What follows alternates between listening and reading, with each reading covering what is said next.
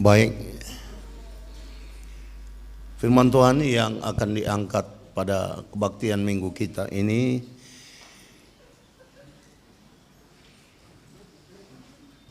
terambil dari Ayub pasal 12 ayat yang ke-7 sampai dengan yang ke-10.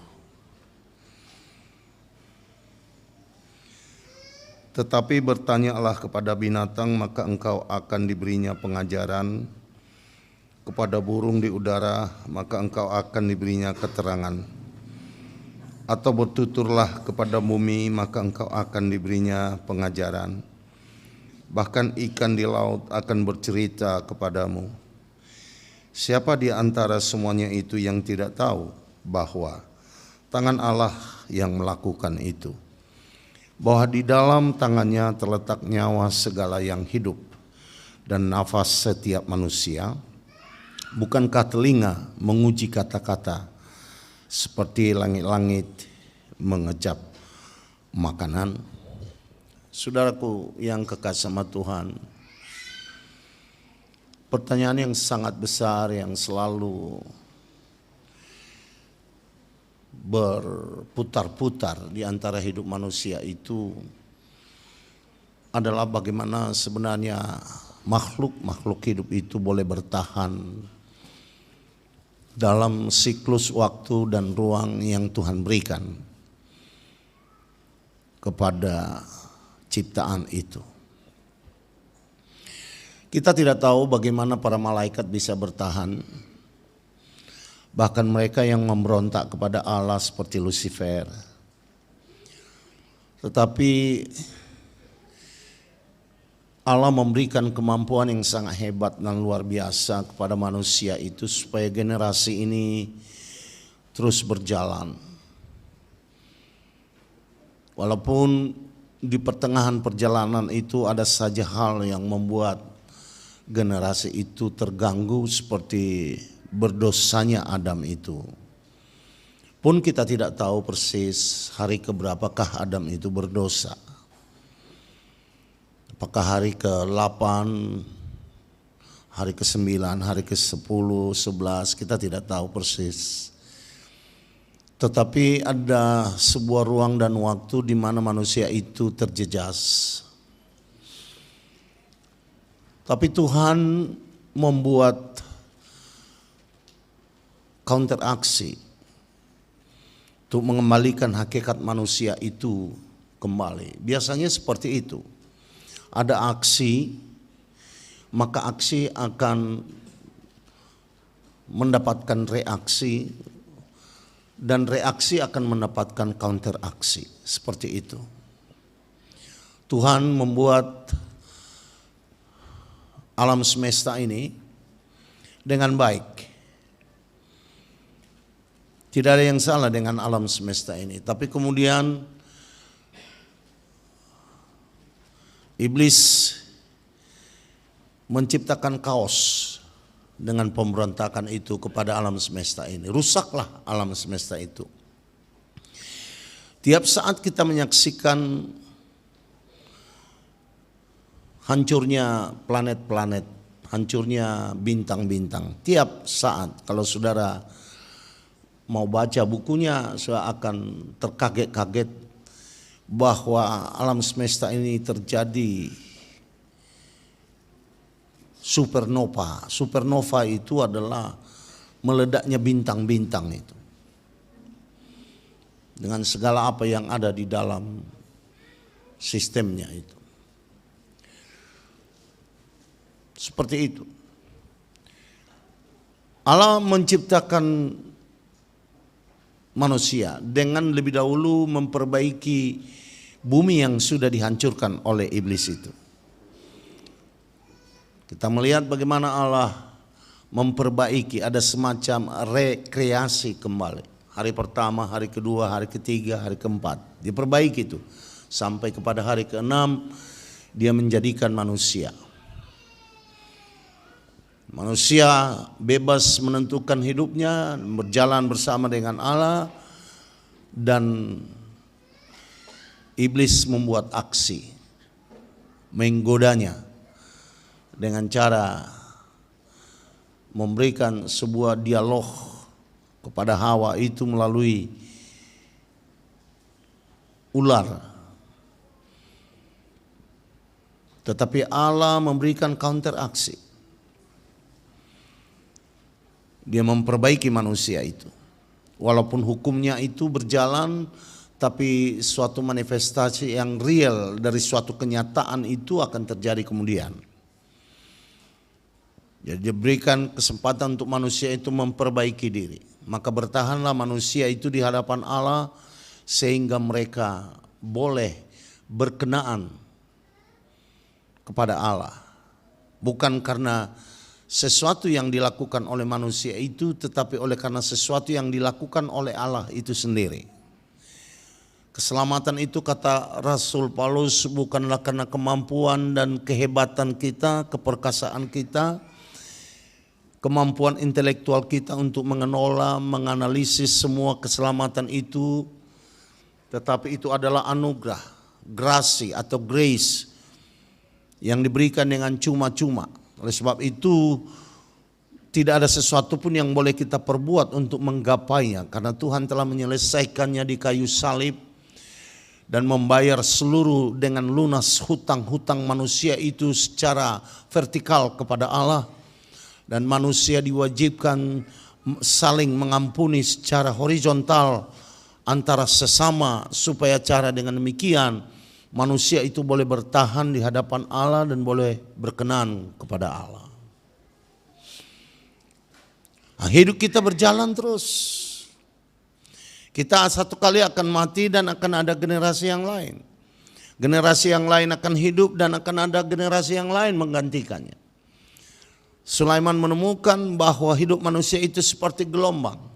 Gelombang yang pertama sirna, gelombang yang kedua datang.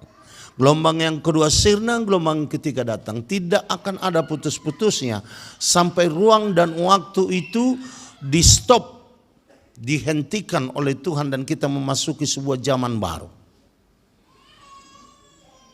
Gerejanya diperlengkapi dengan begitu banyak fasilitas rohani, baik untuk diri kita sendiri dan kepentingan diri kita sendiri maupun untuk orang lain.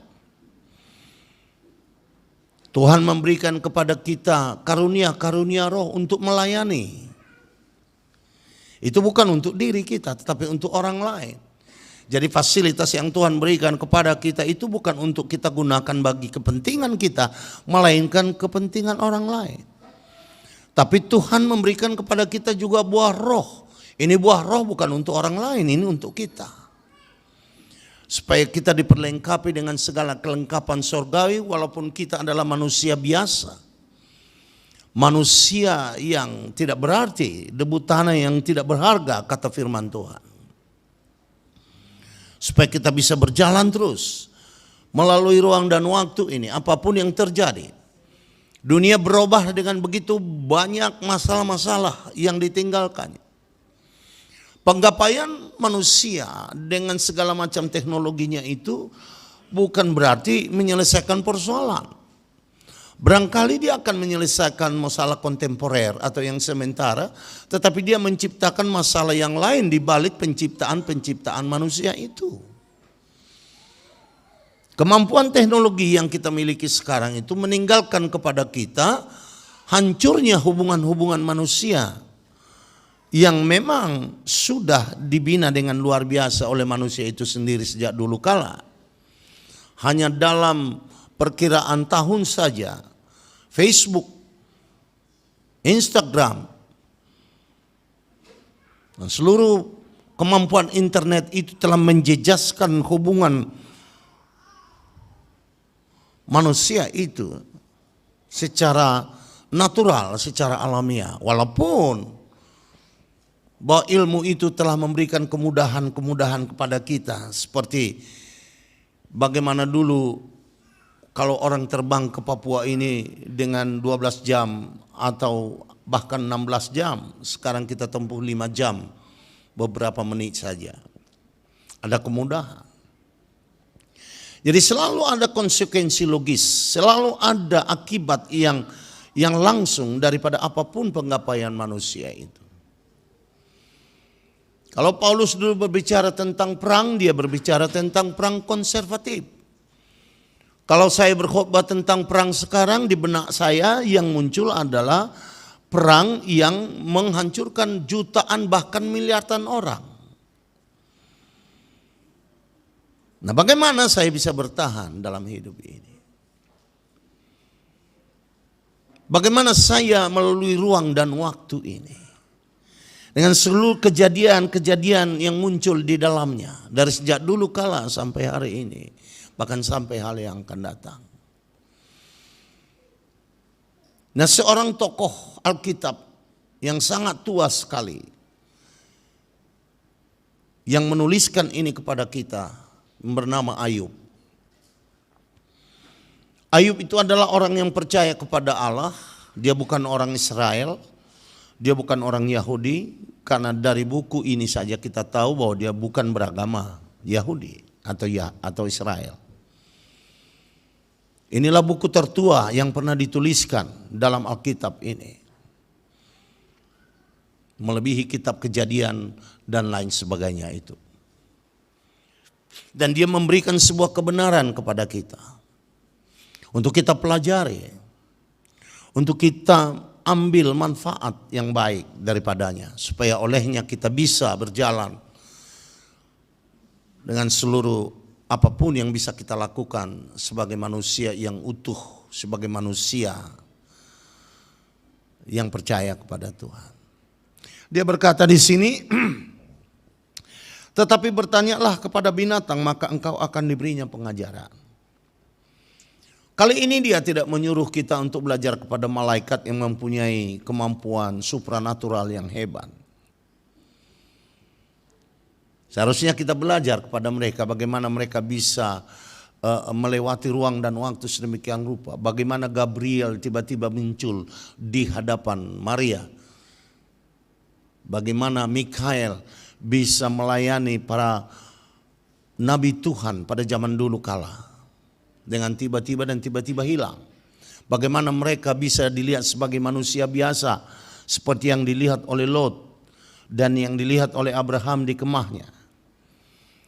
Seharusnya kita belajar pada mereka. Tapi mereka itu tidak pernah menghampiri kita secara real. Tetapi Ayub mencoba mengatakan, kau belajar kepada binatang itu. Dan saya setuju dengan Ayub ini, karena saya tidak pernah berpikir bahwa Allah itu menciptakan ciptaannya itu, apakah itu binatang, apakah itu tumbuh-tumbuhan, apakah itu manusia, apakah itu malaikat, apakah itu makhluk yang kelihatan dan tidak kelihatan, makhluk-makhluk mikrobiologi yang bahkan kadang-kadang menurut mereka ya, alat yang tercanggih sekalipun tidak akan pernah, mikroskop yang tercanggih sekalipun tidak akan pernah bisa melihat mereka. Tapi mereka eksis.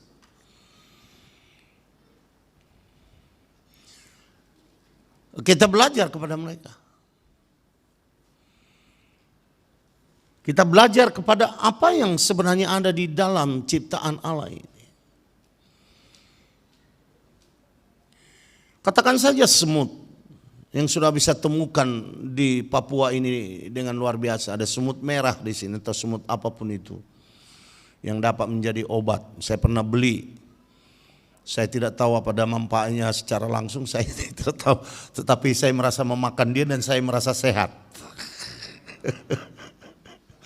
Ya. Belajar kepada dia bahwa mereka bisa menggunakan ruang dan waktu. Ada hikmat yang Tuhan berikan kepada binatang itu, saudaraku. Nah, saya tidak mengatakan bahwa Tuhan memberikan hikmat kepada binatang sama dengan hikmat yang dimiliki manusia. Saya sudah katakan tadi malam bahwa DNA binatang seperti simpanse atau monyet itu sama dengan kita. 98% sama. Hanya 2% saja yang membuat kita berbeda secara fisikal dengan mereka itu. Yaitu Tuhan memberikan kepada kita roh. Ayam tidak punya roh. Tapi sedikit dia mempunyai pikiran terbatas. Ya. dolphin atau lumba-lumba tidak punya roh, dia binatang biasa saja.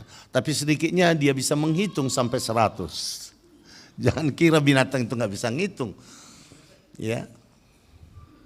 Tapi mereka terbatas. Tuhan tidak membuka pikiran. Kalau Tuhan membuka pikiran mereka, saudaraku, manusia tidak bisa hidup di dunia ini. Kalau Tuhan memberi pikiran kepada buaya, tidak ada satu orang pun manusia yang bisa tinggal di tepi sungai sana. Semua akan menjadi makanan pagi, makanan malam, atau makanan siang mereka. Tuhan mengunci itu semua. Ya. Tapi semut tahu menggunakan waktu. Ya. Pada musim panas dia mengumpulkan makanannya, kata Sulaiman. Sulaiman menemukan dalam laboratorium alamnya itu bahwa semut itu luar biasa. Makhluk yang sangat kecil yang tidak terpandang dan tidak ada orang yang memelihara semut sebagai barang antik atau binatang antik, binatang peliharaan, lain dengan burung cendrawasih barangkali. Karena cantiknya dan indahnya, tetapi semut itu hanya binatang kecil yang tidak diperdulikan oleh siapapun. Mereka membangun logistik pada waktu dia bisa, pada waktu dia sanggup. Karena instingnya, saya katakan demikian, kalau bukan itu pikiran yang sangat sederhana. Insting binatang itu adalah suatu pikiran yang sangat sederhana, suatu otomatisasi, suatu suatu apa bahasa otomatisasi, nanti nggak ngerti pula apa ya, secara ya udah otomatis lah, sudah tahu orang mobil saudara juga otomatis kok. Ya, yang otomatis berjalan sedemikian rupa. Dan dia tahu bahwa ada bulan-bulan di mana dia tidak bisa bekerja, sehingga logistiknya ini akan menjadi bahan makanan mereka pada waktu mereka tidak bisa pada musim dingin untuk mencari makan. Hebat toh. Belajar sama semut. Mereka nggak pernah kekurangan makanan, walaupun mereka ini sebenarnya makhluk kecil dan alam telah membuat mereka menjadi kerdil, tidak mampu, tidak berdaya. Tetapi firman Tuhan mengatakan, Sulaiman mengatakan mampu kok mereka mempertahankan generasinya. Ada generasi yang sudah punah, tidak ada lagi. Ratusan kalau bukan ribuan spesies binatang di dunia ini mati. Tidak ada lagi sama sekali. Di Jawa ada tumbuh-tumbuhan, menurut biologis, ahli-ahli biologi mengatakan ada puluhan. Sampai sekarang tidak pernah bisa muncul lagi. Tidak bisa mempertahankan generasinya. Tapi semut bisa. Ada binatang yang sudah menurut ahli-ahli mempertahankan generasi mereka jutaan tahun. Tapi banyak yang punah seperti binatang-binatang yang besar sekali itu, dinosaurus itu punah sama sekali itu.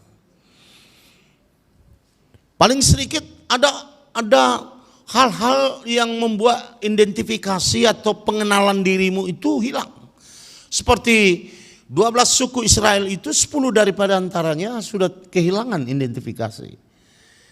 Yang tinggal itu sekarang adalah suku Yahudi sama suku Benjamin. Ada juga yang mengaku suku-suku Manase dan suku lainnya.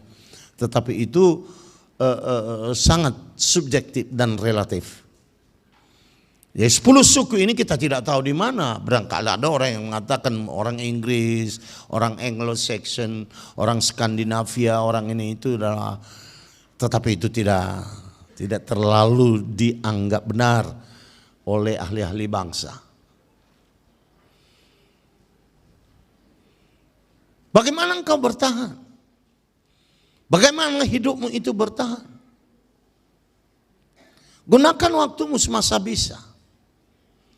Pada waktu engkau, saudaraku yang kasih sama Tuhan, bisa belajar, belajarlah. Pada waktu kau bisa bekerja, bekerjalah. Karena ada waktunya ada maumu, niatmu, komitmenmu penuh, tapi engkau tidak sanggup lagi. Selalu terlambat. Ada kawan saya, ya, sudah berumur 57 tahun, baru dia mau kawin.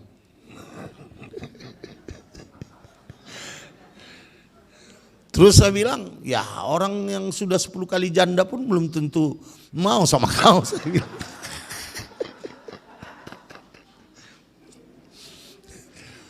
Ya tapi saya udah mau kawin sekarang. Loh, yang 57 tahun ini kemana saja kau?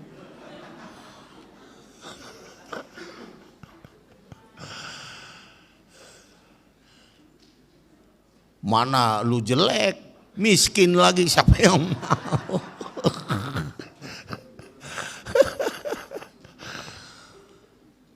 Gunakanlah waktumu itu semasa bisa. Apa yang bisa kau lakukan? Saya teringat kepada buku tulis. Kami SD, lama sekali saya SD mempunyai buku seperti itu. Dari kelas 1 sampai kelas 6. Antara tahun 57, tahun 56 lah. 56, 57 sampai 60 sekian. Di buku tulis itu selalu tertulis ada sebuah tulisan dalam bahasa Inggris. Ya, kita hanya tahu baca, artinya tidak tahu. Setelah dewasa kita baru tahu apa artinya. Dia sebut di situ, don't wait till tomorrow what you can do today. Artinya jangan tunggu sampai besok apa yang bisa kau kerjakan hari ini. Kecenderungan kita adalah mengulur-ulur waktu. Mengulur waktu seakan-akan kita memiliki waktu itu.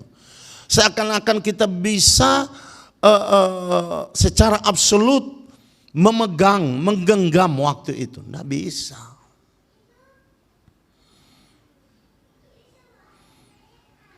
Saya suka terkagum-kagum kepada orang tua, orang muda, atau siapa saja yang betul-betul menggunakan waktunya itu. Dia sadar atau tidak sadar, dia atas rencana atau bukan atas rencana.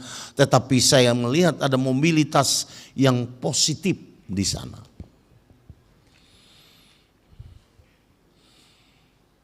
Paulus menggunakan waktunya sepenuhnya, saudaraku yang kekasih sama Tuhan.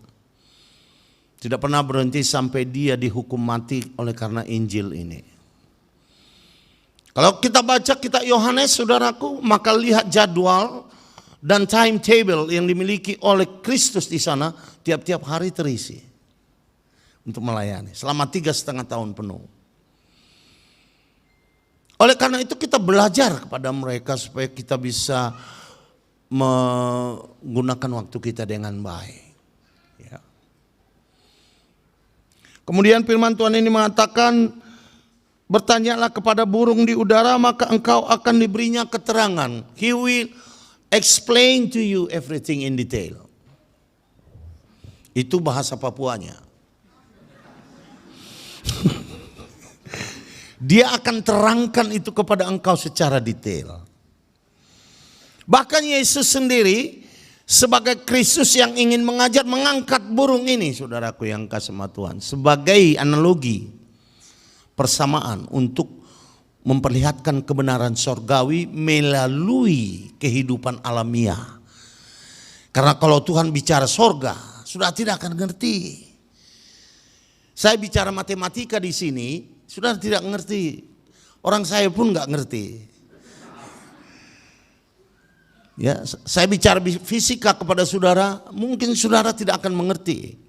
Kalau Allah bicara tentang sorga dengan bahasanya sendiri, kita nggak bakalan mengerti. Dia hanya bicara tentang sorga dengan bahasa kita, dengan pengertian kita, kemampuan intelektual kita yang terbatas. Itu sebabnya kadang-kadang kita berpikir bahwa sorga itu hanya segitu saja. Tidak. Hanya itu yang bisa kita tangkap dengan pikiran kita. Maka kita memerlukan Roh Kudus yang kata Yesus memberikan inspirasi kepada kita. Yang di-exercise, dilakukan melalui pikiran kita. Karena semua hal-hal rohani itu kita lakukan melalui fisik kita loh. Ada juga orang yang berkata, yang penting kan hati kita baik katanya. Loh siapa yang tahu hati lu baik? Gua masuk ke dalam. Cari-cari hati baik di sini. Nah, fisik lu yang menentukan apa kau baik, apa hatimu baik. Yesus mengatakan selalu buah itu yang menentukan kebaikan pohon itu seperti apa. Karena itu saudaraku yang kekasih sama Tuhan, burung pipit itulah burung yang terkecil yang pernah ada di negeri Palestina barangkali. Yesus mengambilnya itu.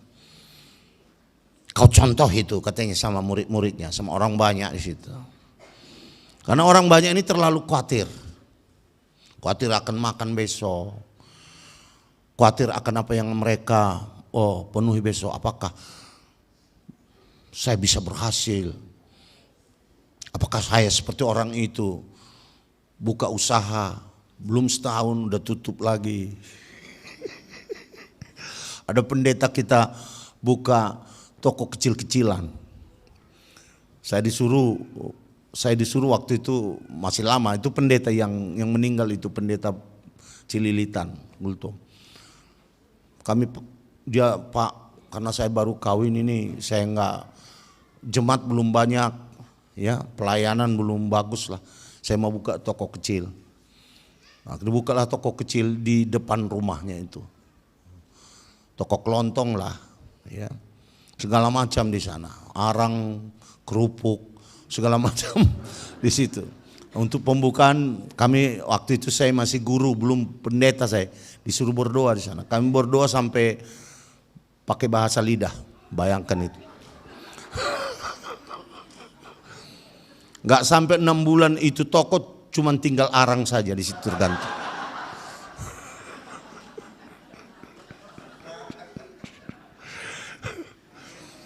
Ya. Saya datang ke sana pengen mau ngambil permen apa kayak yang tinggal arang. Kenapa bisa tinggal arang di sana? Karena yang punya belum mengambil. Yang lainnya sudah habis semua. Karena itu saudaraku yang kasih sama Tuhan, kekhawatiran seperti apa? Saya pernah baca satu buku. Dalam buku itu disebut, dia ahli psikolog, ya, yang ditulis bersama dengan seorang dokter jiwa.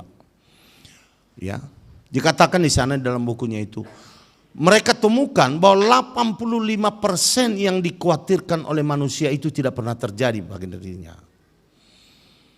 Ada sekitar 15% lah yang terjadi. Tapi 85% yang dikhawatirkan oleh manusia itu, ini hujan enggak nanti nih?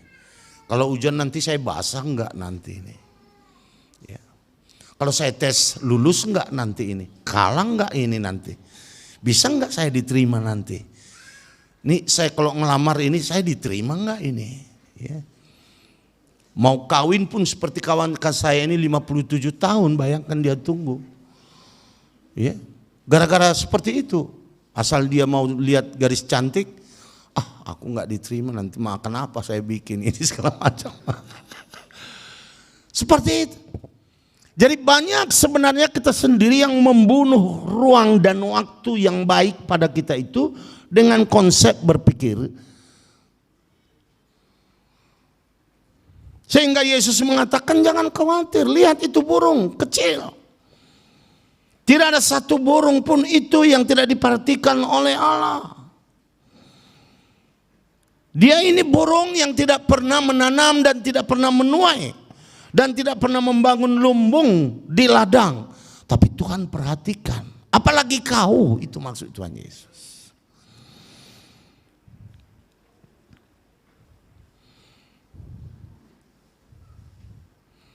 Burung yang terbang dari Australia, dari Tasmania. Setiap tahun pada musim dingin di sana sekitar bulan Juli, ya, di Australia itu musim dinginnya antara bulan Juni Juli lah, seperti itu. Mereka terbang ke Pulau Jawa. Kalau saya tidak salah namanya Pulau Bawean di sana.